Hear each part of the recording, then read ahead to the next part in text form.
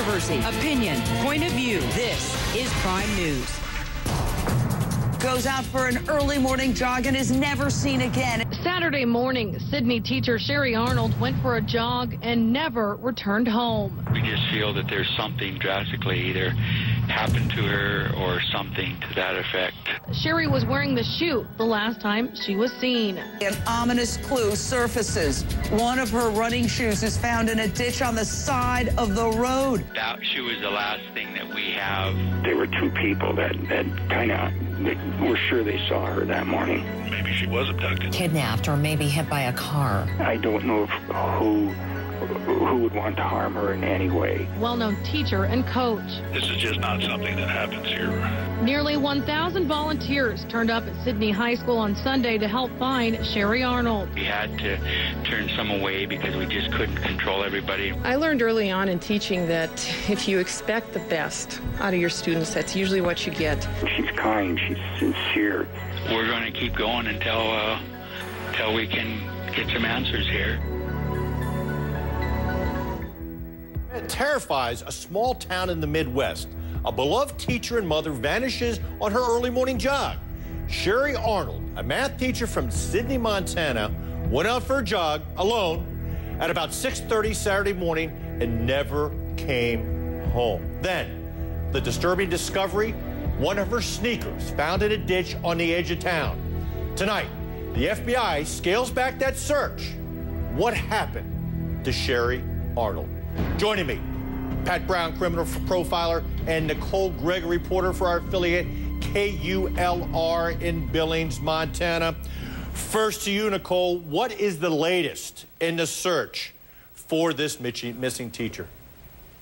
You know, the FBI hasn't scaled back on this search. They've just taken it a different direction. Also, new developments today. The family says that they are now offering a reward to an arrest and conviction to any information. Well, the FBI has issued a statement about this, what we're called scaling back. And the statement reads, law enforcement officials determined the prudent course of action is to scale back the ground search for Ms. Arnold. At this point, law enforcement resources will be put toward other investigative efforts in this case. Pat Brown, what does that say to you as a profiler, putting us investigative resources in another way?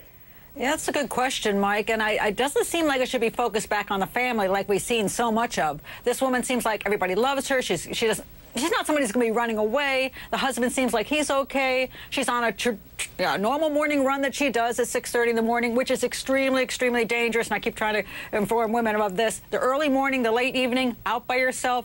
Yes, the town may be wonderful, but there's always people in that town that aren't. And there's an influx of people coming to that town because of the oil industry, a big influx recently of people coming in for work. You never know if one of those guys is driving by.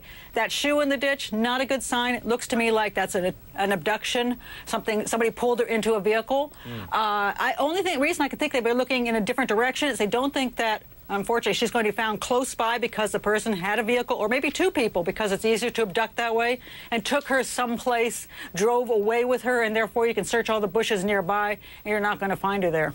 All right, folks, one of the other ways, as a former investigator, I think that they're looking, this is a town of 5,000 to 6,000 people. It's 16 blocks by 22 blocks. As I said, 5,000 to 6,000 people. But in that town, there are 41 registered sexual and/or violent offenders that are all males. Take a look at this map. Now, in the state of Montana, when you look up their sexual offender registry, they do sex offenders and violent offenders. Now, of those 10 of those that are of the 41, they have address verification is overdue. They haven't been able to find them. And one of them is a sexual violent predator. Now, Nicole, this town, it's a very quiet town. Have they ever had anything like this ever happen there in the recent past? You know, everyone that I've talked to, nothing like this has happened, but the town is growing with the oil boom just across the border in North Dakota, so more people coming in. Yeah, they've got crime. Right, they've got the oil boom, they've got natural gas that they're drilling for there in North Dakota. And if somebody gets out of jail, where are they going to go? They can't go to a city and try to get a job somewhere that might be near a school, a playground. So where are they going to go?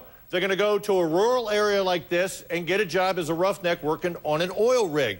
Now, Pat, I think that some of these resources could be looking for these the sex offenders. But where she was running, where they found that sneaker, that was found in a ditch along a route where these trucks go.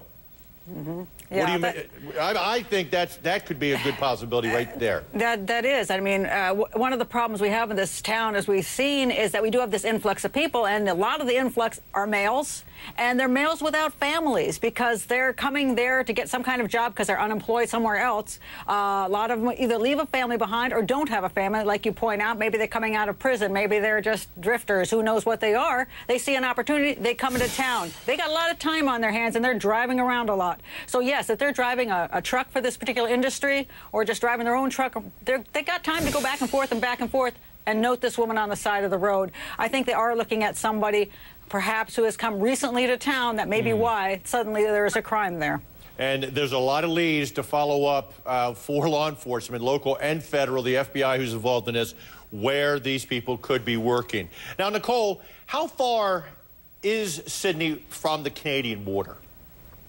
From the Canadian border or North Dakota border? Well, I know it's right adjacent to the North Dakota border, but how far from Canada? Gosh, I'm not too sure on that one. I'm sorry, I haven't even looked into that. No, but it's relatively close here. You know, 100 miles, I think it's somewhere thereabouts is very, very close. But Nicole, what efforts have been taken for a ground search? And what's the weather like there, and is it turning very soon? You know, 1,000 people showed up initially right after she went missing to search. A lot of surrounding communities brought in law enforcement to look. They used canine units. They were on the ground. They walked hundreds of miles. Do you know if they were, by air, were using forward-looking infrared for any kind of heat signatures? I know it has been fairly warm, but it's been cold at night. Have they found anything at all and used any equipment like that to look for her? I don't think so. No, they have not. I find that unusual that maybe the FBI getting involved with this. That didn't happen. So, Pat Brown, investigators, where do they go from here?